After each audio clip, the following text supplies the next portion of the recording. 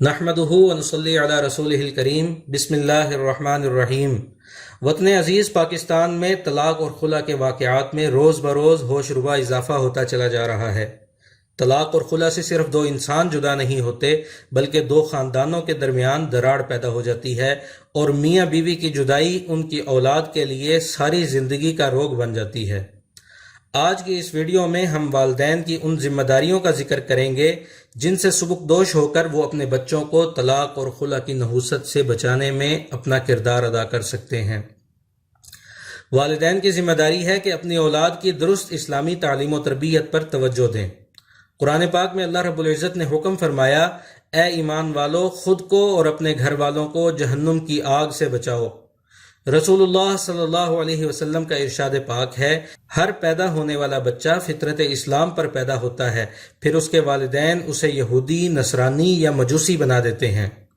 یعنی ہر بچے کا طبعی رجحان اسلام کے عین موافق ہوتا ہے، پھر یہ والدین پر منحصر ہے کہ وہ اس کی کیسی تربیت کرتے ہیں۔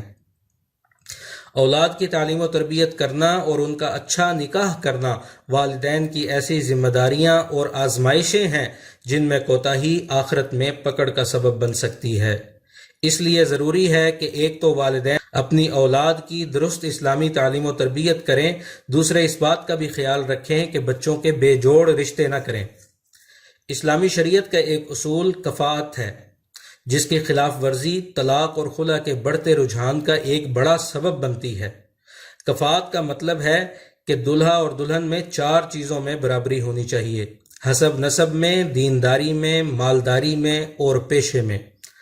اگر لڑکی کا ولی مصلحت کے تحت اس کا رشتہ ایسے لڑکے سے کر دے جس کا خاندان ان 4 باتوں کے لحاظ سے لڑکی کے خاندان سے کم تر ہو تو بھی شرعاً نکاح تو منعقد ہو جائے گا، لیکن اکثر دیکھنے میں یہی آیا ہے کہ اس صورت میں جھگڑے پیدا ہو جاتے ہیں اور گھر بسنے کے امکانات کم ہو جاتے ہیں، حتیٰ کہ نوبت طلاق اور خلع تک جا پہنچتی ہے۔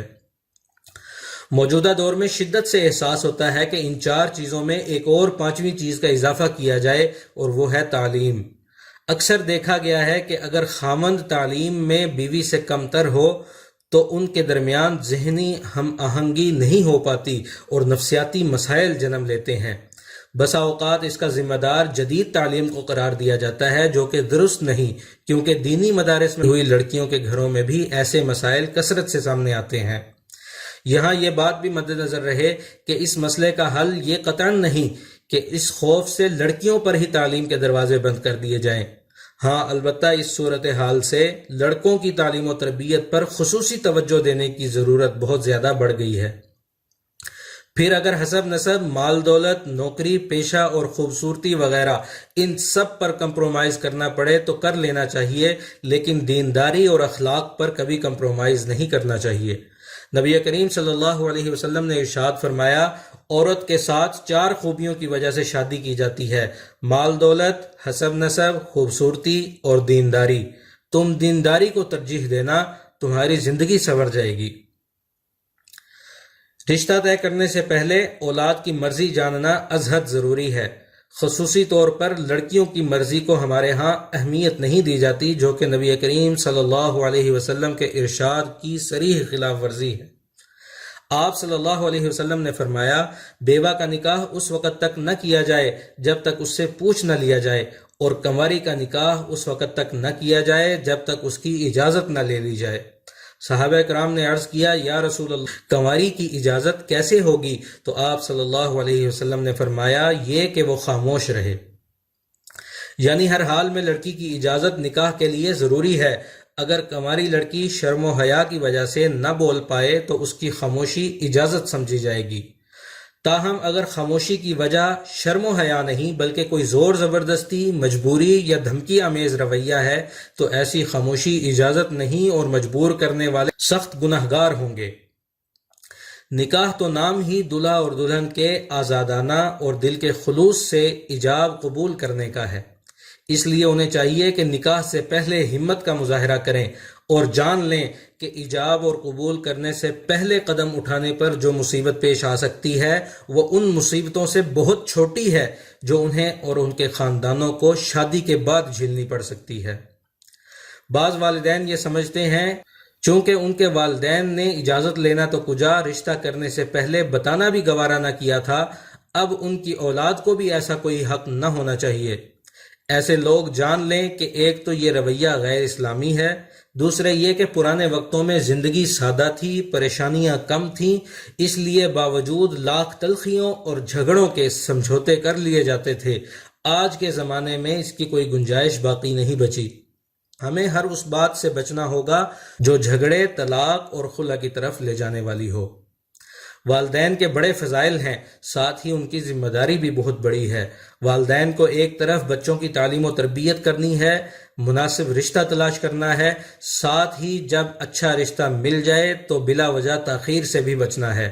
حضرت علی سے روایت ہے کہ نبی کریم صلی اللہ علیہ وسلم نے فرمایا، اے علی، 3 چیزوں میں دیر نہ کرنا، نماز کہ جب اس کا وقت ہو جائے، جنازہ کہ جب حاضر ہو جائے، اور بچی کا نکاح کہ جب اس کا بر مل جائے۔ زبان زد عام ہے کہ اگر اولاد کی شادی میں تاخیر کی جائے اور وہ گناہ میں مبتلا ہو جائے تو گناہ والدین کے سر آتا ہے۔ البتہ والدین کے لیے ضروری ہے کہ جلد شادی اور جلد بازی کی شادی میں فرق جانیں۔ جلدی کام شیطان کا۔ جلدی شادی کا یہ مطلب ہرگز نہیں کہ آنن فانن شادی کر دی، نہ خاندان کی جانچ پڑتال کی اور نہ یہ جانا کہ لڑکا کیسا ہے، کیا کرتا ہے وغیرہ۔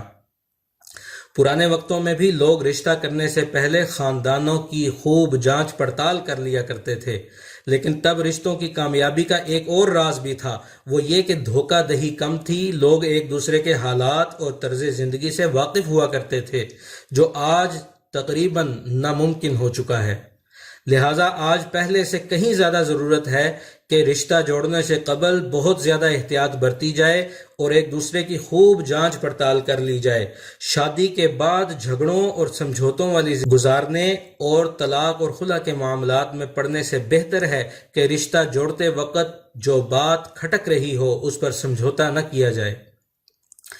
اعداد و شمار کے جائزے سے یہ بات بھی سامنے آئی ہے کہ بہت سے منفی معاشرتی رسوم و رواج کو بھی طلاق اور خلع کے اس بڑھتے رجحان میں بڑا دخل ہے، جیسے وٹا سٹا یا دیگر خاندانی دباؤ کے تحت انجام پانے والی شادیاں، یا جرگوں میں خاندانی جھگڑے نمٹانے کی خاطر طے پانے والی شادیاں۔ ایسی شادیاں عموماً انتقام در انتقام طلاقوں اور ظلم و جبر کی داستانوں پر منتج ہوتی ہیں۔ اس لیے والدین کو چاہیے کہ کسی بھی قسم کے دباؤ میں آ کر اولاد کو ایسی دلدل میں نہ دھکیلیں جو ان کے لیے ساری زندگی کا پچھتاوا بن جائے۔ یہ چند تدابیر تھیں جن پر عمل پیرا ہو کر والدین طلاق اور خلع کے اس بڑھتے رجحان کو کم کرنے میں اپنا کردار ادا کر سکتے ہیں۔ فیڈ بیک دیجیے گا، لائک اور شیئر کرنا نہ بھولیں۔ وآخر دعوانا ان الحمد للہ رب العالمین۔